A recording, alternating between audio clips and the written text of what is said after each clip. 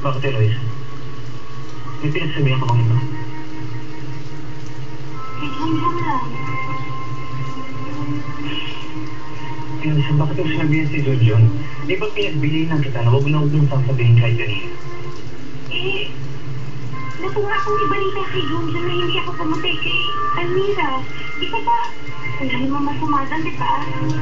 Eloise, John is also a suspect. Nandun siya sa loob ng mansion na mangyaring krimen. Ano naman dahilan ni John para patayin si Almira? Pwede may motibong iba si John.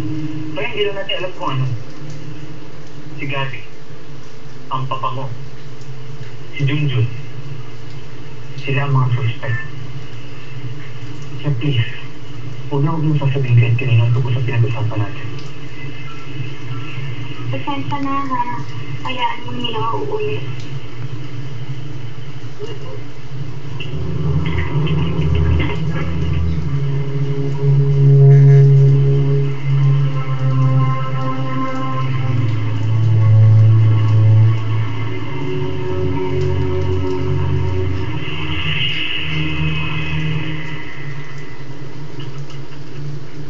May gusto ka ba kay Ate Eloisa?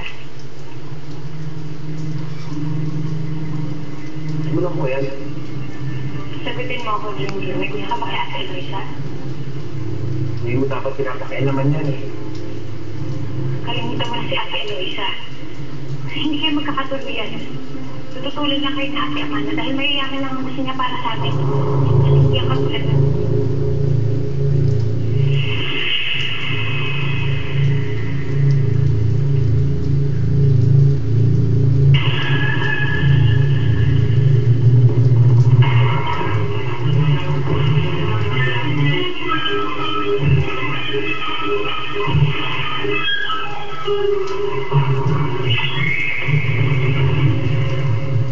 Sir, ako yung padala ng petition sa inyo to reopen the case of Miss Eloise Cardenal. 8 years na pala ang kasong ito. Yes, sir. Nahinto ko kasi investigasyon eh. Pero attorney, close case na to. Ibig sabihin, solved na yung kaso. Yes, sir. Pero may bago akong ebidensya na kuha para sa kaso. Malakas ko ang ebidensya. Pero close na nga ang kaso eh. Pero kung gusto mo, sige. Follow mo next week. Thank you, sir.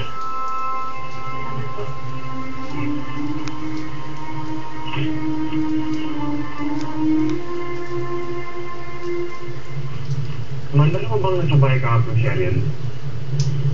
Hindi ako ito. Parang naniligo kay Eloise.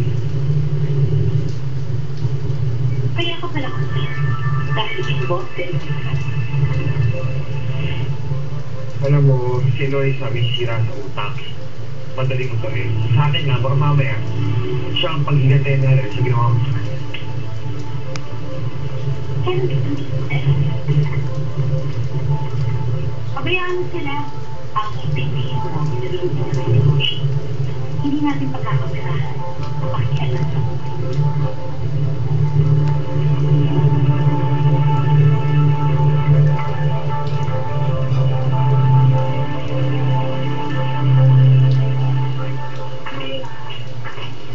Sino niya sabi sa inyo magpa-part-time, hindi naman natin customer dyan sa labas? Good morning po, ma'am. Hindi kayo kumain ng sugar, no? Kulang kayo sa sweetness. Sino niya sabi sa inyo sabi mo?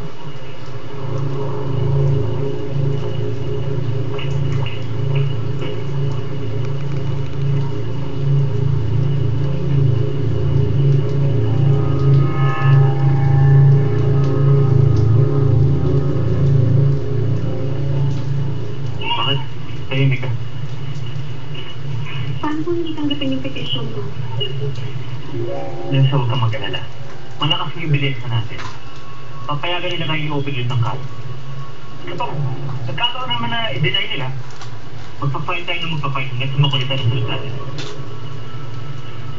Listen, hindi natin siya titigil hanggang di nalilinis sa pangalan mo. Kapag nahuli na totoong kriminal, doon lang natin malalabay. Ay mo siya talaga.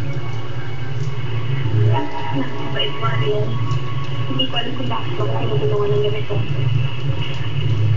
Bakit nga ba? Bakit yun na lang ang pagmamalita?